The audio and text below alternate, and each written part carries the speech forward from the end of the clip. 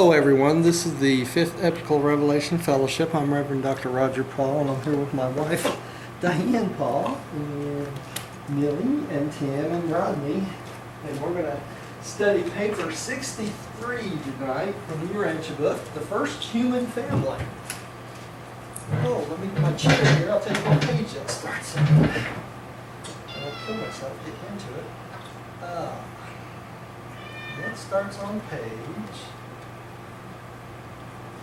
711.1 of paper 6301. Let me turn my clicker on here and we'll get over it. And let's say a little prayer and we'll get started. Diane, would you like to start us out with a prayer around here? Dear Heavenly Father, Mother God, we are so grateful to be here tonight. A privilege to study the Urantia book and to learn more and more each day. We thank you for Roger's diligence in studying and preparing the lessons for us. And we thank you for life. We thank you for the rain. We thank you for everything. Guide us tonight. Help us to be open-minded and receptive to the information that is revealed in this book. It is in your name, Jesus Christ, Michael, we have a name. Amen. Amen. So we got the first human family tonight. Oh, Tim, would you like to start us out tonight? Yes, I would. Urantia was registered as an inhabited world when the first two human beings, the twins, were 11 years old, and before they had become the parents of the firstborn of the second generation of actual human beings. And the Archangel message from Salvington on this occasion of formal planetary recognition closed with these words: Man mind has appeared on 606 of Satania, and these parents of the new race shall be called Andon and Phanta. And all archangels pray that these creatures may speedily be endowed with the personal indwelling of the gift of the Spirit of the Universal Father. And what are they talking about that? The thought adjuster, right?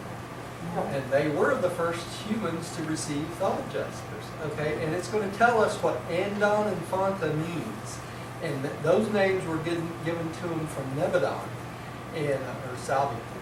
And it's going to tell us what those names actually mean. Okay? Here we go. Rodney, would you take the next one, please?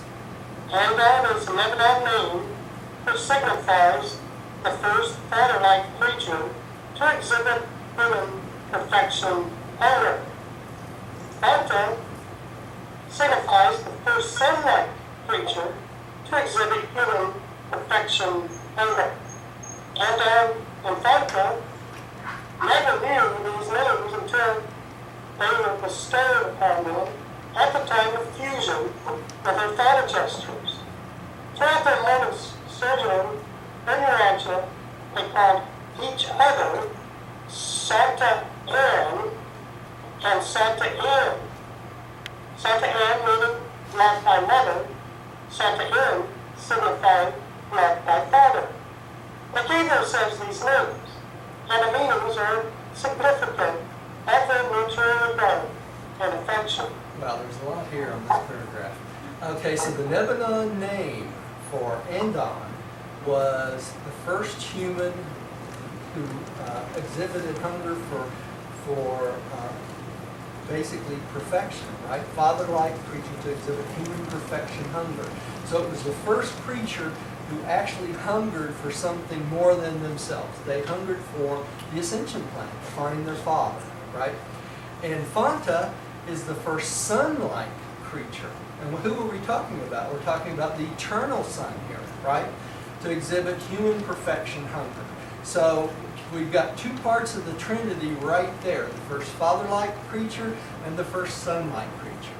And that was Andon and Phanta. And Andon being the male and Phanta being the female. So she is the mother-like creature, right? Just like Andon is the father-like creature.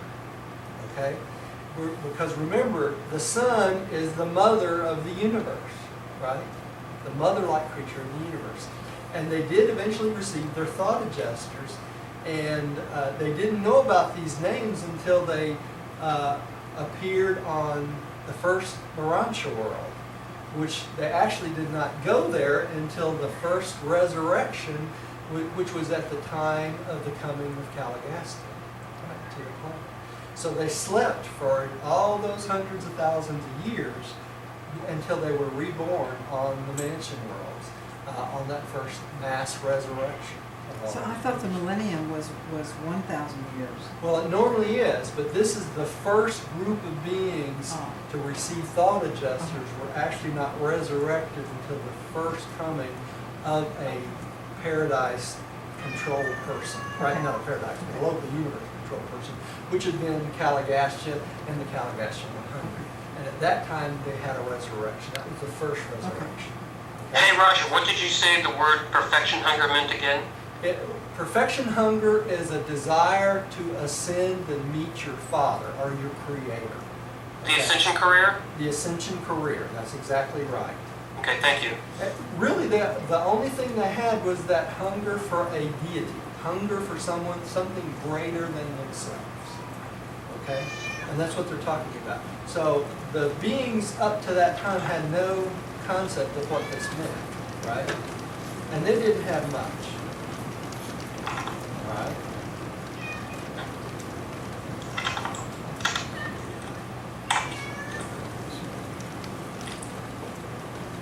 Give me a second. There we go. Okay, Millie, would you take the next one, please? Yes. Number 1, Andon Infanta. In many respects, Andon Infanta were the most important pair of human beings that had ever lived on the face of the earth. This wonderful pair, the actual parents of all mankind, were in every way superior to many of their immediate descendants, and they were radically different from all of their ancestors, both immediate and remote. Okay, so they literally are our parents, if you think about it. They're the original first pair, so all humans came from them, right? And their descendants, right? So this is the family that started it all. You know, it wasn't Adam and Eve. Huh? You It know- wasn't Adam and Eve, that's right. That was much later. All right. Sweetie, you want to take the next? The parents of this first human couple were apparently little different from the average of their tribe, though they were among its more intelligent members, that group which first learned to throw stones and to use clubs in fighting. They also made use of sharp spiculas of stone, flint, and bone. So they made weapons from these things, right? While still living with his parents, Andon had fastened a sharp piece of flint on the end of a club, using animal tendons for this purpose. That's what he used to wrap it on there with, right? They didn't have strings or ropes.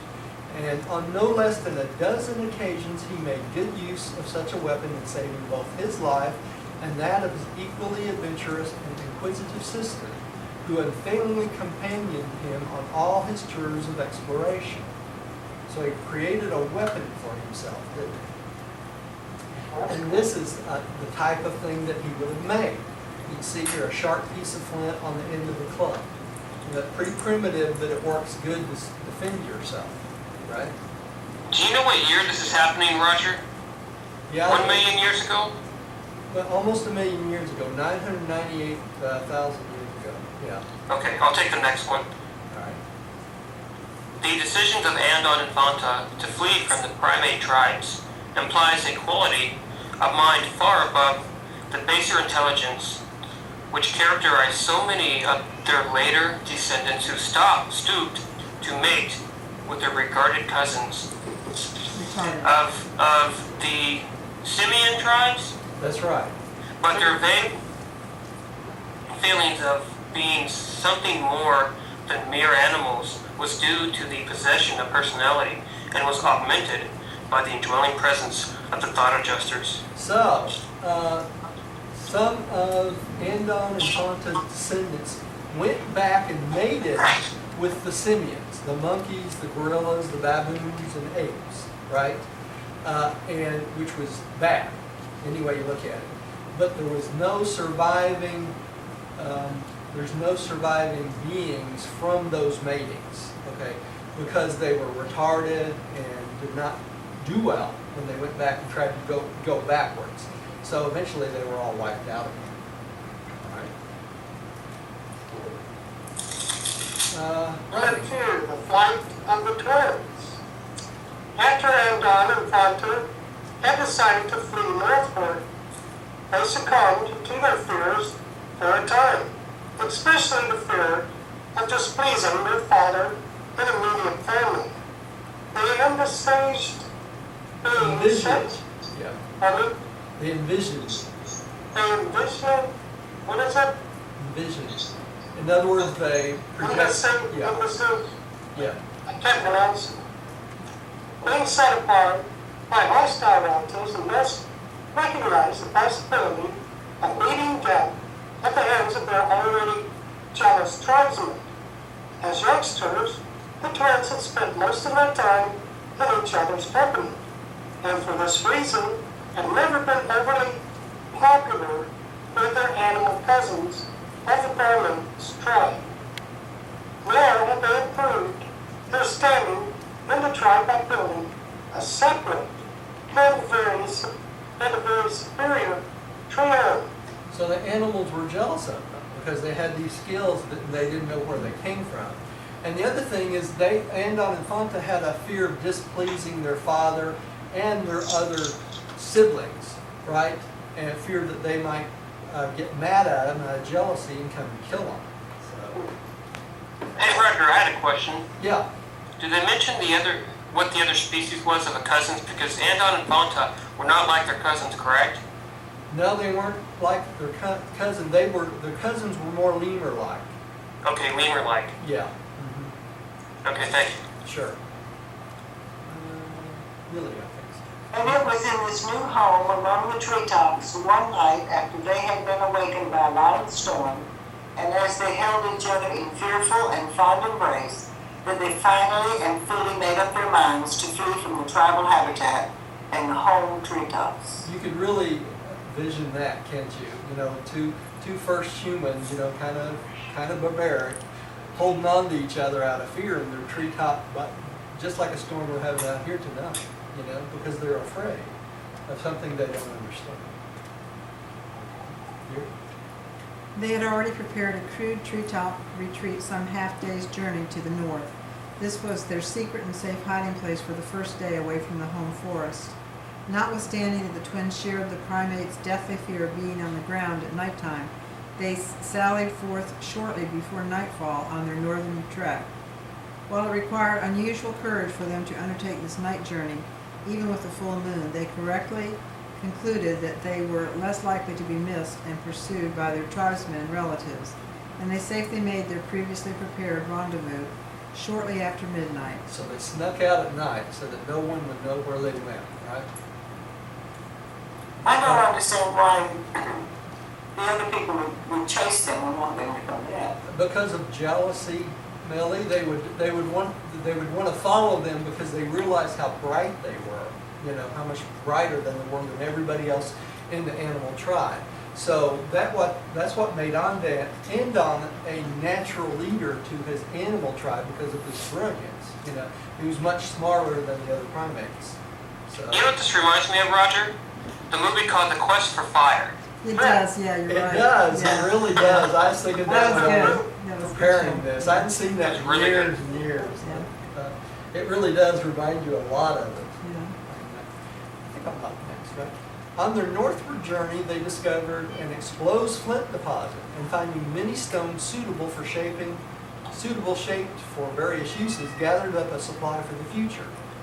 In attempting to chip these flints so that they would be better adapted for certain purposes, Andon discovered their sparky quality and conceived the idea of building fire. But the notion did not take firm hold of him at the time, as the climate was still salubrious, and there was little need of fire. But the autumn sun was getting lower in the sky, and as they journeyed northward, the nights grew cooler and cooler. Already they had been forced to make use of animal skins for warmth. Before they had been away from home one moon, Andon signified to his mate that he thought he could make fire with the flint. They tried for 2 months to utilize the flint spark for kindling a fire, but only met with failure. Each day this couple would strike the flint and endeavor to ignite the wood. Finally, one evening, about the time of the setting of the sun, the secret of the technique was unrevealed. Unraveled. Unraveled. When it occurred to Fanta to climb a nearby tree to secure an abandoned bird's nest. The nest was dry and highly inflammable, and consequently flared right up into a full blaze. The moment the spark fell upon it. They were so surprised and startled at their success that they almost lost the fire, but they saved it by the addition of suitable fuel, and then began the first search for firewood by the parents of all mankind. All right, so they got it started by a bird's nest because it was dry, right? You know, it was good to start. Now, this is kind of interesting. So these are these little creatures that are kind of like man-like, but yet lemur type, or Right. Yeah. No, they were actually the first humans. They looked like real humans. That's right. Yeah. they look like real humans. Yeah, they look like Oh, real great. humans. Less hair than the other animals, and they had opposable thumbs, and they had lost the opposable big toe that the lemurs and other simians have. Okay, thank you. I have a comment. I keep getting up to see if one of my cats is in trouble. I'm sorry, it's Heidi. We got Is it a, your cat? Yes, yeah, it is. it's Heidi. We Okay. got a new That's cat that's here, good. so he's being ornery. Is that the troublemaker? Yes, it is. Yes, it is. He wants to be heard. Yeah, he's getting retrained She. slowly. Or she's getting retrained slowly. She's learning, but she'll be fine. You should be quiet. That's 98. I think you're up here. This was Millie. Did Millie read? Millie? No, it's mine. Oh, I'm Oh, sorry. sorry. Sorry. That's okay. I'm just listening to the kitty. I'm sorry, Governor. This is one of the most joyous moments in their short but eventful life. All night long, they sat up watching their fire burn, vaguely realizing that they had made a discovery which would make it possible for them to defy climate and thus forever to be independent of their animal relatives of the southern lands. After 3 days' rest and enjoyment of the fire, they journeyed on.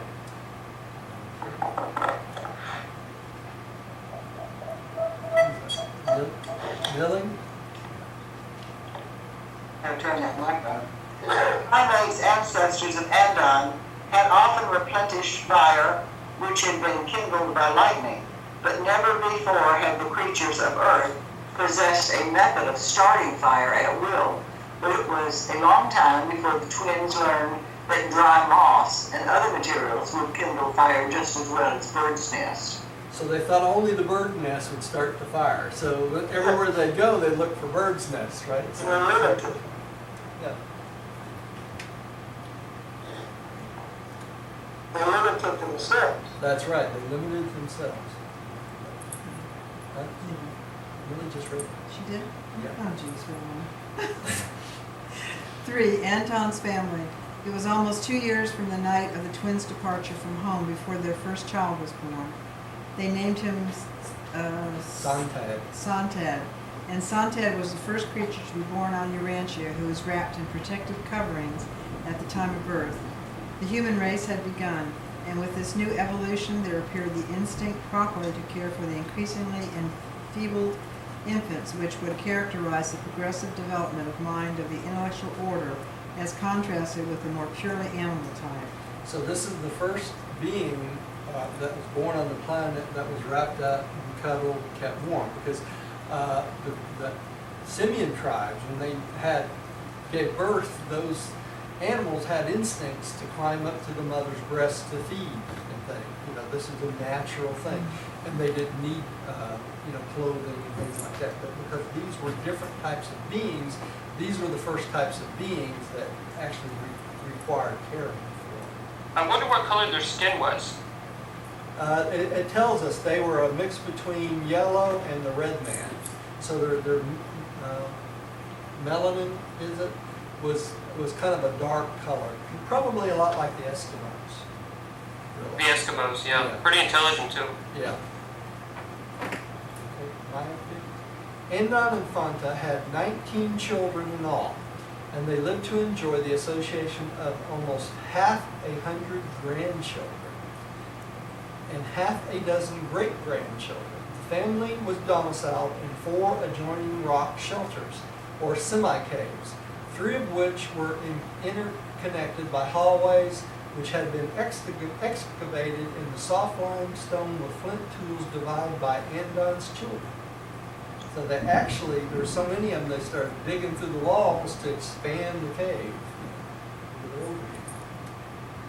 These early Andonites evinced a very marked clannish spirit.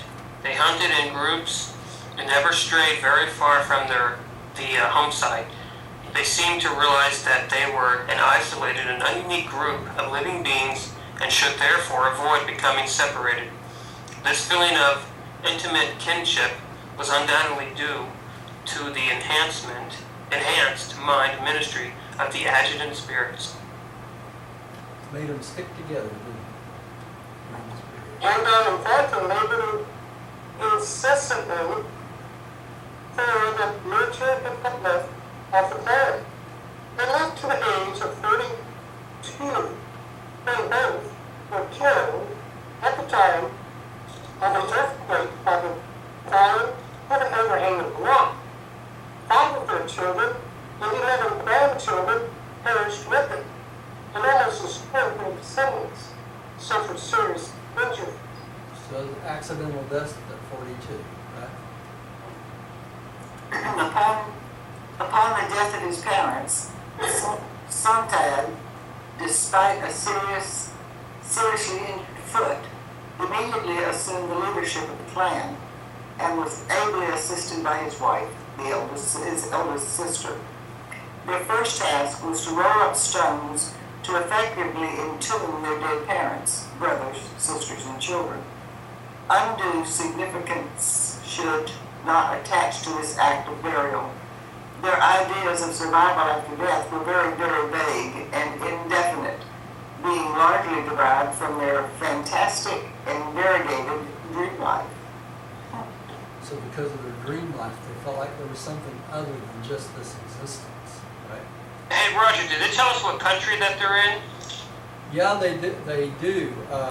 Matter of fact, it tells them about the migration and everything, really. Actually, their descendants actually dwelled in caves in France, believe it or not. And some of their descendants, the early like Neanderthal type beings, have been discovered in the caves of France. These were So they were in France, wow. yeah, they got up to France. They started in Western India. Oh, Western India, then they Yeah. moved to France. Right. Yeah. Okay, thank you. They wanted to see Paris. The Eiffel Tower. Yeah. Yes. At that time it was a big tree, but Eiffel it's tree. Big tree. The Eiffel tree. There you go. Okay, who's next? I think Millie is. Diane, The family of Anton and Fonda held together until the 20th generation, when combined food competition and social friction brought about the beginning of dispersion. I'll do it. 4 of the Andonic clans, primitive men, the Andonites, had black eyes and swarthy complexions, something of a cross between yellow and red. There it is. Melanin in their coloring substance, which is found in the skins of all human beings. It is this original Andonic skin pigment in general appearance and skin color these early Andonites more nearly resembled the present-day Eskimos there we go, than any other type of human beings. They were the first creatures to use the skins of animals as protection against cold. They had little more hair on their bodies than present-day humans, so they pretty much look a lot like we do. The tribal life of the animal ancestors of these early men had foreshadowed the beginnings of numerous social conventions, and with the expanding emotions and augmented brain powers of these beings, there was an immediate development in social organization and new division of clan labor. They were exceedingly imitative, but the play instinct was only slightly developed, and the sense of humor was almost entirely absent. Primitive man smiled occasionally, but he never indulged in hearty laughter. Humor was the legacy of the later Adamic race. These early human beings were not so sensitive to pain nor so reactive to unpleasant situations as were many of the later evolving mortals. Childbirth was not a painful or distressing order to Fanta and her immediate progeny. So it did, the women weren't hurt giving childbirth. In other words, there was no pain. You know, it was a natural process.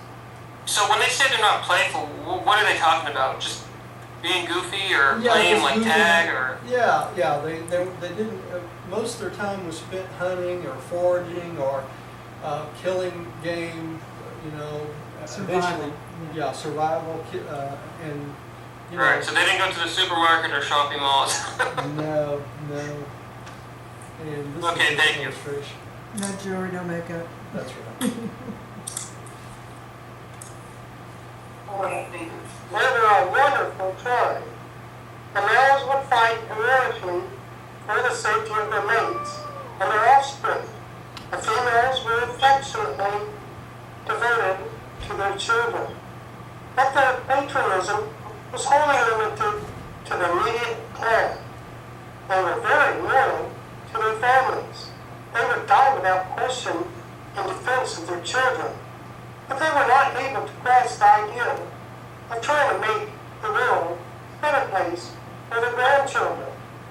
Altruism was as yet unborn in the human heart, notwithstanding that all the emotions essential to the birth of religion were already present in these Urantia Aborigines. Aborigines. Yeah. Interesting they call them Aborigines, just like the Aborigines in Australia, right? They're the first people, basically. These early men possessed a touching affection for their comrades and certainly had a real, although crude, idea of friendship. It was a common sight in later times during their constantly reoccurring battles with the inferior tribes to see one of these primitive men valiantly fighting with one hand while he struggled on trying to protect and save an injured fellow warrior. Many of the most noble and highly human traits of subsequent evolution developed were touchingly foreshadowed in these primitive people. The original Andonic clan maintained an unbroken line of leadership until the 27th generation, with no male offspring appearing more among Santed's direct descendants. Two rival would-be rulers of the clan fell to fighting for supremacy. Before the extensive dispersion of the Andonic clans as a well-developed language had evolved from their early efforts to intercommunicate. This language continued to grow, and almost daily additions were made to it because of the new inventions and adaptations to environment, which were developed by these active, restless, and curious people. And this language became the word of Urantia, the tongue of the early human family, until the later appearance of the colored races. As time passed, the Adamic clans grew in number, and the contact of the expanded families developed friction and misunderstanding. Only two things came to occupy the minds of these peoples: hunting to obtain food, and fighting to avenge themselves against some real or supposed injustice or insult at the hands of the neighboring tribes. Has anything really changed? No, that's pretty much the same, right? Also, women's family views increased 508 back, and 6 losses were sustained among the very best elements of more able and advanced groups. Some of those losses were irreparable. Some of the most valuable strains of ability and intelligence were forever lost to the world. This early race and its primitive civilization were threatened with extinction by this incessant warfare of the times. We were just about killing each other off. We're still doing that today. That's right. It is impossible to induce such primitive beings long to live together in peace. Man is the descendant of fighting animals, and when closely associated, uncultured people irritate and offend each other. The life carriers know this tendency among the evolutionary creatures, and accordingly make provisions for the eventual separation of developing human beings into at least 3, and more often 6, distinct and separate races. Now, did y'all hear that? So, part of the reason that the colored races appear on our planet appear from one family, but the different colored races appear to try to separate the developing human stock away from each other, make them a little bit different, so that they won't have such a tendency to come together and fight with each other constantly. So that's part of the reason that all evolutionary planets have different races. Okay? And that's very important to understand. So when you see a red man, a yellow man, a black man, whatever, you can remember that that was in the plan of the life carriers, so that we could separate ourselves a little bit and allow human beings to grow and flourish.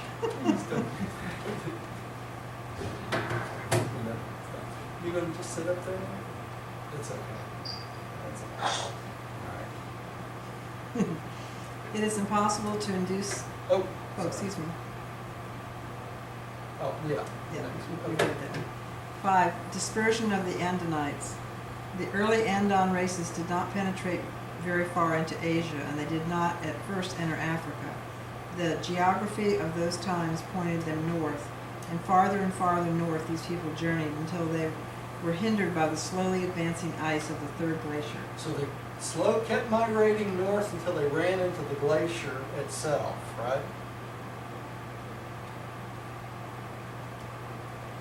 Before this extensive ice sheet reached France and the British Isles, the descendants of Andon and Fonta had pushed on westward over Europe and had established more than 1,000 separate settlements along the great rivers leading to the then warm waters of the North Sea. These Adanic tribes were the early river dwellers of France. They lived along the river Somme for tens of thousands of years.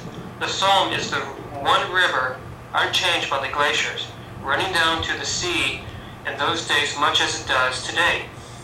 And that explains why so much evidence of the Adanic descendants is found along the course of this river valley. So some of the fossils that they're digging up of humans and that sort of thing are from this. It's from Andon's descendants. These aborigines of Rancho were not tree dwellers. Though in emergencies, they still betook themselves to the treetops. They regularly dwelt under the shelter of overhanging cliffs along the rivers, and on the hillside grottos, which afforded a good view of the approaches and sheltered them from elements. They could thus enjoy the comfort of their fires without being too much inconvenienced by the smoke. They were not really cave dwellers either, though in subsequent times the later ice sheets moved further south and drove their descendants to the caves. They preferred to camp near the edge of the forest and beside a stream.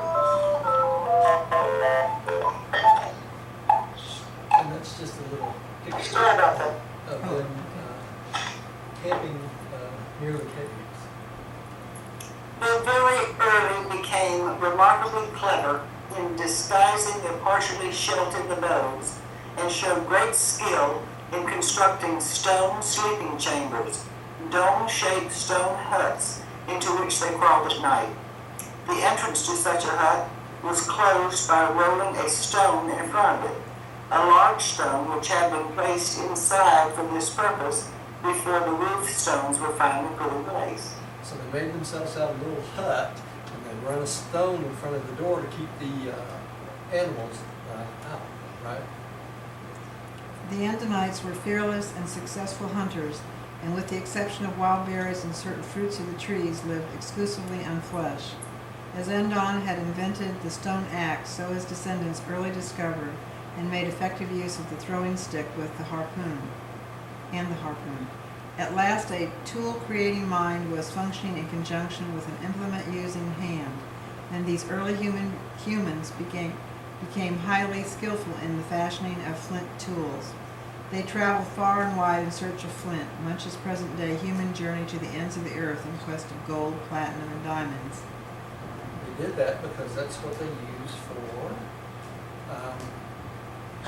making tools. And this is I believe it's a stone axe, like Endon may have made it during his time. They're called Neolithic axes. Look like that, right? They call it Neolithic period, probably Morocco culture.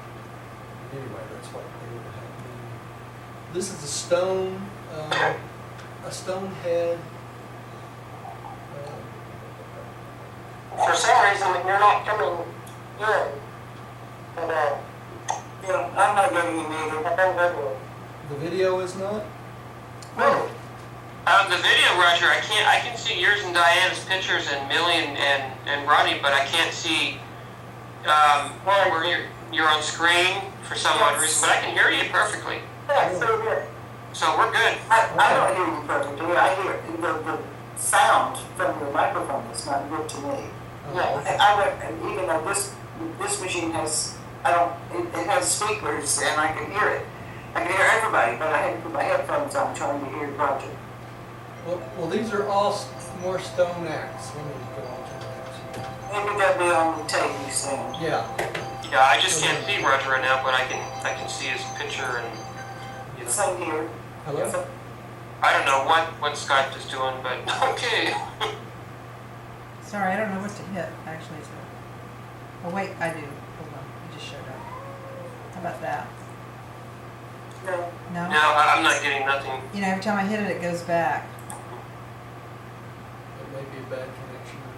Oh, there it's on. Okay, It's there on you now. are. Yeah, I can see you now, Roger. There Okay. you are. All right. Got it. Okay. Okay. We'll Got go it, back great. to the slides. Okay. Let's keep going. Who's next? You are here, I I am? think. Yeah. Roger, the last paragraph there. And in any other In many ways. ways. Me? Yeah. Oh, and in many other ways, these Andon tribes manifested a degree of intelligence which their retrogressing descendants did not attain in 500,000 years, though they did again and again to rediscover various methods of kindling fire. So they had to relearn that over and over again, right? And this is a picture of an Indian type being that they probably look like.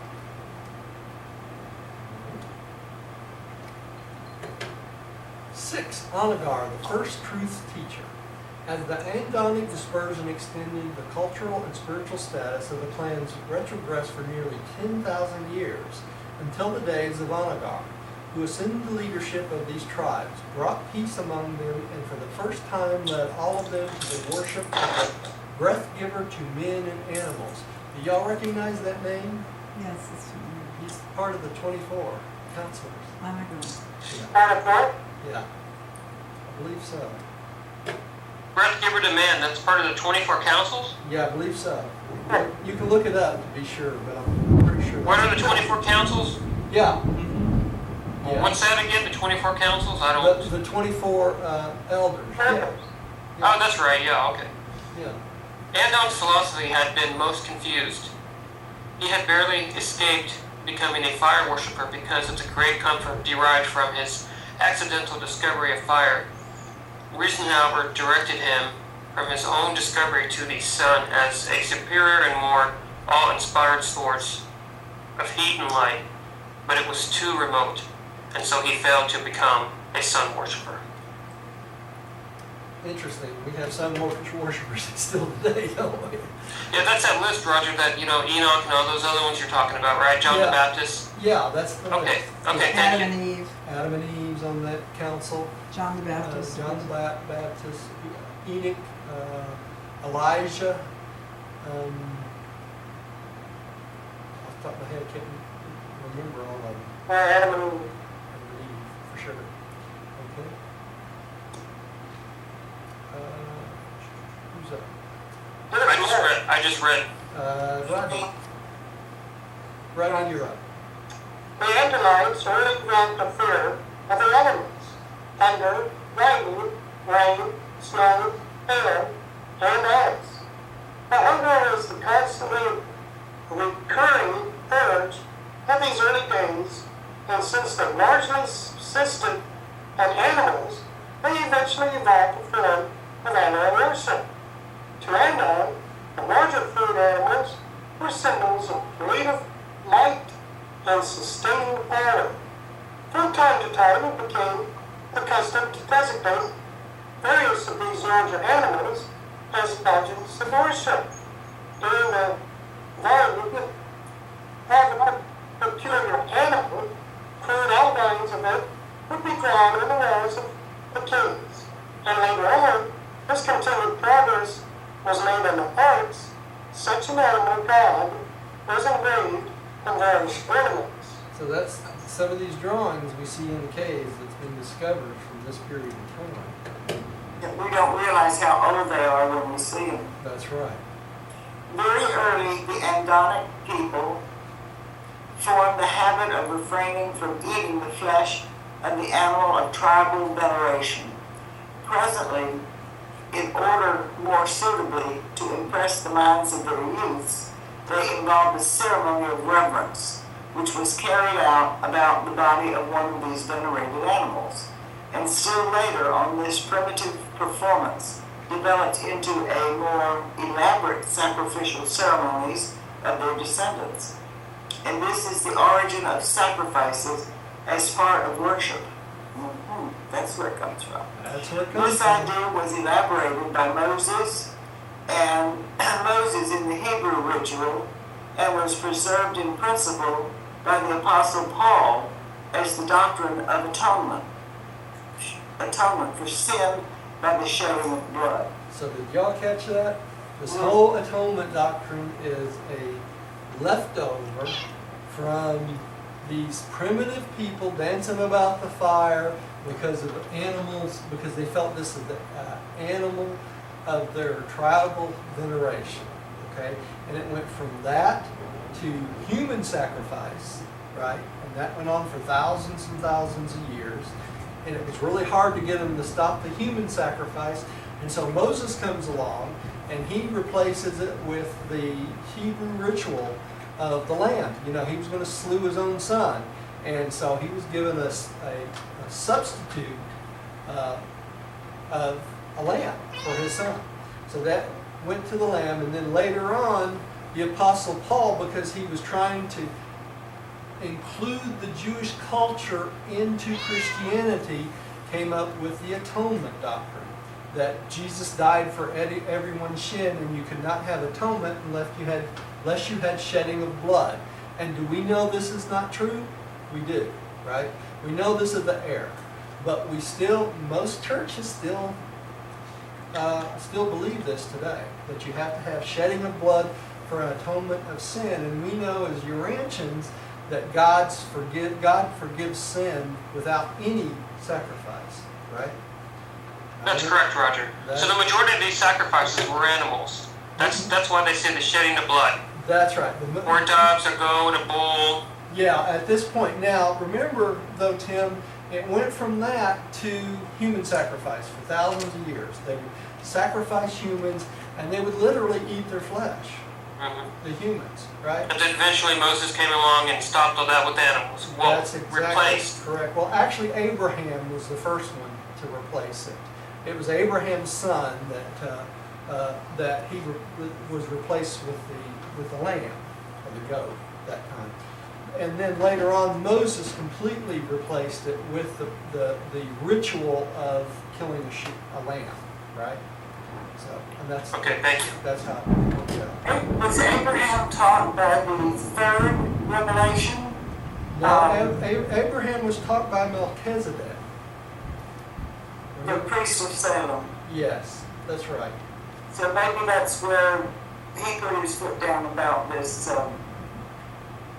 human sacrifice. Right, right. But yeah, you're right, Millie. That was the third epical revelation, was Yes. that event of Melchizedek, 94 years on earth. That's right. Around Now, 1980 BC. remember the No, second, it's not, I think it's the priest of Salem. the priest of Salem. That's right, Melchizedek. Now, Adam and Eve was before him. Remember, that was the second, They were the second revelation. right? And Adam and Eve did everything they could to try to get the tribes people to stop sacrificing humans, but they could never convince them to stop doing it. So, only inside the original and the second garden would they not sacrifice humans. They would do it all outside the garden. Okay. That food was the all-important thing in the lives of these primitive human beings, as shown by the prayer taught these simple folks by Anagar, their great teacher. And this prayer was, Read it. O breath of life, give us this day our daily food. Deliver us from the curse of the ice. Save us from our forest enemies. And with mercy receive us into the great beyond. Isn't that interesting? It's all about what's going on in their lives and what's around them. Their daily food, the curse of the ice, because they know the danger of the ice, right? Enemies in our forest. It's the animals and other humans, right? And mercy receive us into the great beyond. So Anagar gave them a concept of something past this life, right?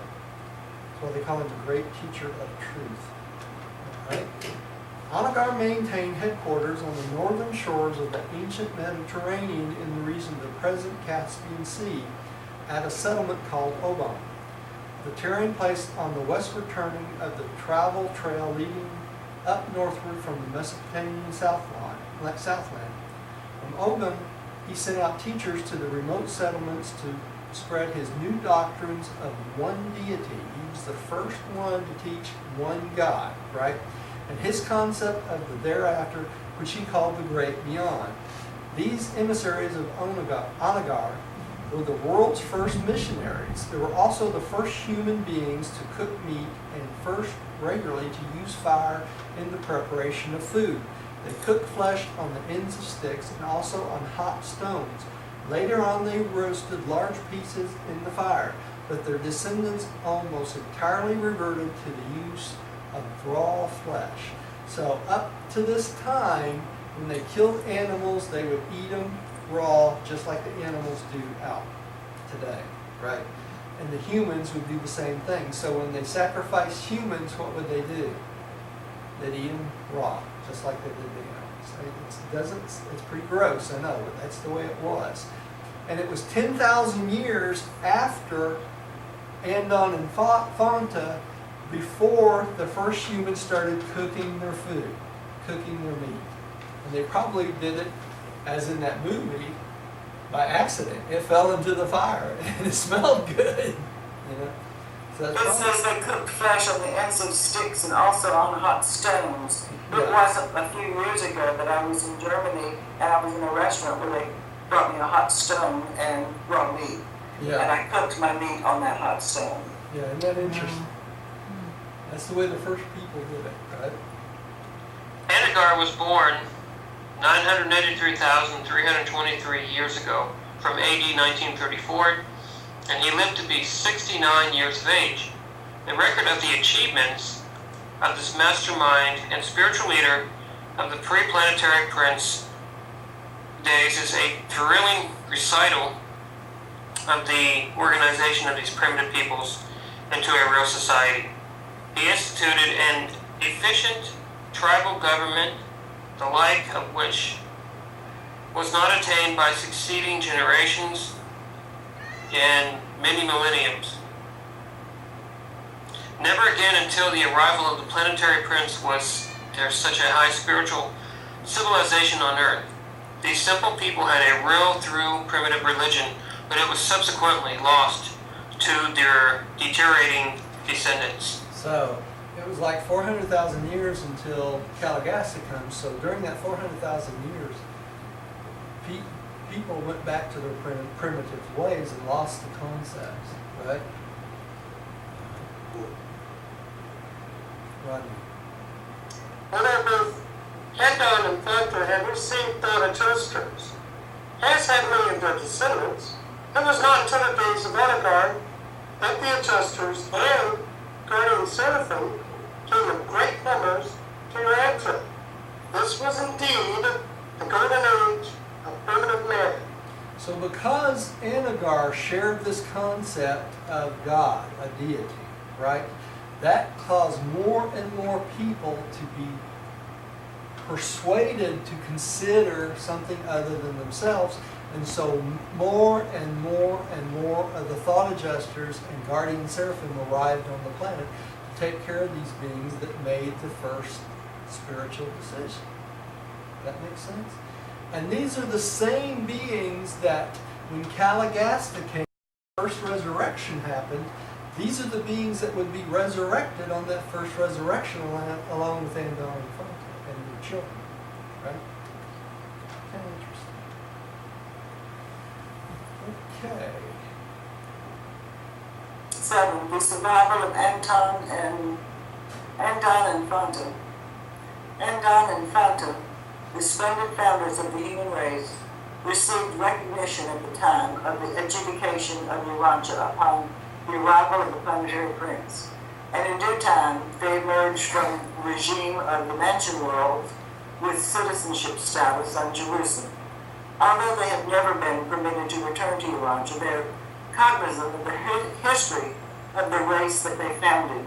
They grieved over Calagastia's betrayal, sorrowed because of the Adamic failure, but rejoiced exceedingly when an announcement was received that Michael had selected their world as the theater for his final soul. So they are aware of this whole world of beings that were created because of them, right? Because of them making their decision. On Jerusalem, both Andon and Fonta were fused with their thought adjuster, as also were several of their children, including Sontad, but the majority of even their immediate descendants only achieved spirit fusion. Because they weren't intelligent enough to obtain father fusion, right? There's provisions for me for everyone. Andon and Fonta, shortly after their arrival in Jerusalem, received permission from the system sovereign to return to the first mansion world to serve with the Urantia personalities who welcomed the pilgrims of time from Urantia to the heavenly spheres, and they have been assigned indefinitely to this service. They sought to send greetings to Urantia in connection with these revelations, but this request was wisely denied them. So when you wake up on the mansion world, it will be Andon and Fonta who will welcome you to the first mansion. Isn't that interesting? And this is the recital of the most heroic and fascinating chapter in all the history of Urantia. The story of the evolution, life struggle, death, and eternal survival of the unique parents of all mankind, presented by Life Gary, resident on Urantia. All right, that's it. Next time we'll study the evolutionary races of color next week. All right, we got through it. That was fascinating. That was A wonderful piece of history. 1 hour too. That's pretty quick. I really enjoyed this section of the book. Yeah, this is Me too. really great. So basically, just in short, Roger, you had Anton and Fonta who basically made it, and pretty much the tribe after that took off. That's right. The tribe after that took off. And somewhere they had to interact with other cultures, right? With other tribes? No, not until, see, all the tribes came from their progeny. In other words, Correct. Their children, their grandchildren, and everything kept multiplying, multiplying, and multiplying. So the ones that started warring with each other were basically the great-great-great-grandchildren of Andon and Fonta. Right, but they wouldn't be deformed because, if you take like a brother and sister and if they mate, it's going to be a deformed child. It's nothing like that, right? No, there were no bad genetics. There Okay, were- bad genetics. Okay, great. Yeah. No bad DNA. That's right. And as they multiply, they get farther and farther and farther away from the original, right? Hmm. So, kind of interesting. Tim, would you like to say close us in prayer tonight? Would it be okay if I pass on that, Roger? Yeah, that'd be fine. How about you, Melanie? Yes, I can do that. Okay. Heavenly Father, we are grateful for this time together to learn more about how our beautiful world was developed. We ask that you let our thought adjusters help us to see how we can be responsible citizens of this wonderful world. We give thanks to Christ Michael for watching over the development of flora, fauna, animals, and us creatures. We love you, Father, and we love you, Jesus. In his name, amen. Amen. Please come see us again. We'll have another one next Wednesday night. Thank you for joining us. I'm glad to be here tonight with all of you. Me And you out there listening.